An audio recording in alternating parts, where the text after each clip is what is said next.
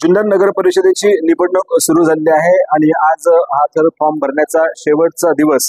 सकाळपासून अनेक बातम्या आम्ही आमच्या माध्यमातून आपल्यापर्यंत पोहोचवण्याचा प्रयत्न करतोय. जवळपास संध्याकाळचे 6:30 पावणे 7 वाजलेत. 3 वाजता फॉर्म भरण्याची अंतिम वेळ होती. काही प्रक्रिया अजून चालू आहेत. शेवटची माहिती अजून हातामध्ये आलेली नाहीये. ती थोड्या वेळामध्ये येईल यामध्ये इतकीची शंका नाहीये. परंतु आतापर्यंतचा जो गोषवारा आमच्या हातापर्यंत आलेला आहे तो गोषवारा आम्ही आमच्या सगळ्या प्रेक्षकांसमोर मांडत आहोत. जुन्नर नगर परिषदेच्या या निवडणुकीमध्ये राष्ट्रवादी काँग्रेसनं सुरुवातीला सांगितलं होतं की ते स्वतंत्र लढणार आहेत. त्यांनी त्यांचा स्वतंत्र पॅनल म्हणजे एकूण 20 जागा या नगरसेवक पदाच्या आणि 1 जागा नगराध्यक्ष पदाची ही त्यांनी त्यांची दुपारी जवळपास 1 ते 1:30च्या दरम्यान सगळे उमेदवारी अर्ज भरून त्यांनी त्यांचं काम पूर्ण केलं होतं.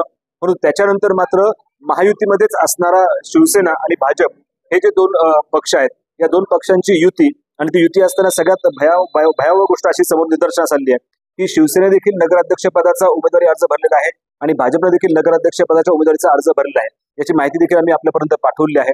एकंदरीतच जर युती आहे तर या दोघांनी अर्ज भरण्याचं काम केलंय. माघारीचं वेळ अजून पुढे आहे, परंतु काळाच्या ओघात काय घडेल हे अजून काही लक्षात येत नाहीये.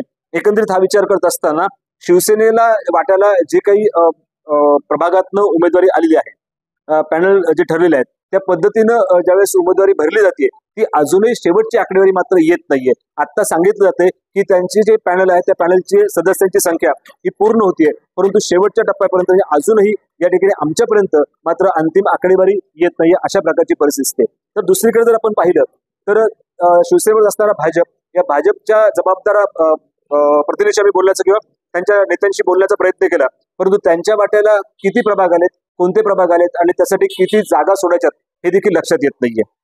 काही ठिकाणी चर्चा अशी होतीये की मैत्रीपूर्ण लढत केली जाते, अशा प्रकारची काही चर्चा या ठिकाणी ऐकवायला मिळते. एकंदर महायुतीमध्ये असणारे हे 3 पक्ष शिवसेना, भाजप आणि राष्ट्रवादी. तर पलीकडे जर आपण पाहिलं तर महाविकास आघाडी, या महाविकास आघाडीने एकत्रित येऊन ही निवडणूक लढण्याचं ठरवलं होतं. दरम्यानच्या मधल्या कालखंडामध्ये अशी काही गोष्ट काळाली होती की उभाठा उद्धव बाळासाहेब ठाकरे गटाला 9 जागा, त्यानंतर राष्ट्रवादी काँग्रेस शरदचंद्र पवार गट यासाठी 9 जागा आणि उरलेल्या ज्या 2 जागा होत्या त्या काँग्रेससाठी, अशा पद्धतीनं 20 जागांची विभागणी केली होती आणि अध्यक्षपद जे होतं ते अध्यक्षपद उभाठा या ठिकाणी देण्यात आलं होतं. एकंदर जर पाहिलं तर उभाठा उद्धव बाळासाहेब ठाकरे गट जो आहे त्या गटानं मात्र या ठिकाणी आपला सगळं संपूर्ण पॅनल जो आहे तो पूर्ण केल्याचं कळतंय. मात्र दुसरी एक सगळ्यात महत्वाची बाब अशी दिसते की राष्ट्रवादी काँग्रेस शरदचंद्र पवार गट यामध्ये मात्र संपूर्ण पॅनल हा पूर्ण झालेला नाहीये, अशाही प्रकारची बातमी या ठिकाणी कानावरती येते.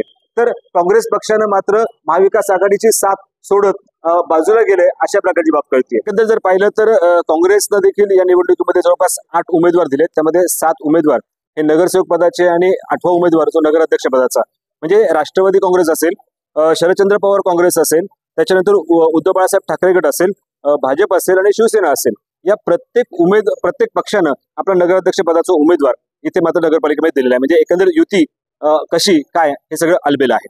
अनेक अपक्ष उमेदवार आहेत की त्यांनी आपले अर्ज भरले आहेत.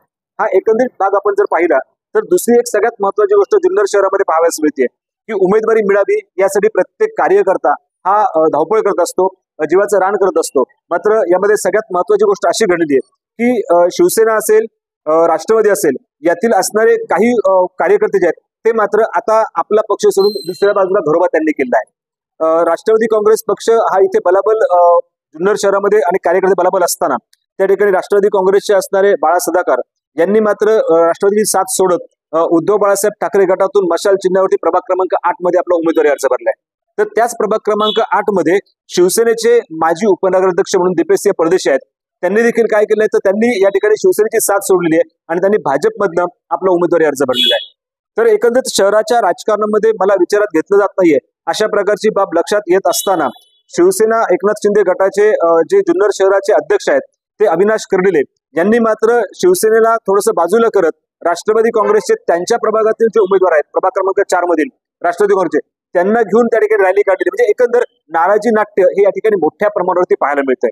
पाहूयात, अजून माघारीचे दिवस बाकी आहेत, अजून बऱ्याच काही रणधुमाळ्या व्हायच्या आहेत, परंतु एक समीक्षण तुमच्या सर्वांपर्यंत येणं गरजेचं आहे. यामध्ये बऱ्याच काही बदल होणारे आहेत, बऱ्याच काही गोष्टी बदलणाऱ्या आहेत याच्यामध्ये, पण त्या काळाच्या ओघात बदलतील. परंतु आज उमेदवारी अर्ज भरण्याचा शेवटचा दिवस आणि शेवटच्या दिवसाची संध्याकाळ इथपर्यंत आपल्या सगळ्या प्रेक्षकांपर्यंत माहिती योग्य पद्धतीने येणं गरजेची आहे. ही बाब मात्र आम्ही आपल्यापर्यंत पोहोचवण्याचा प्रयत्न केला आहे. ब्युरो रिपोर्ट, वार्ता विश्व.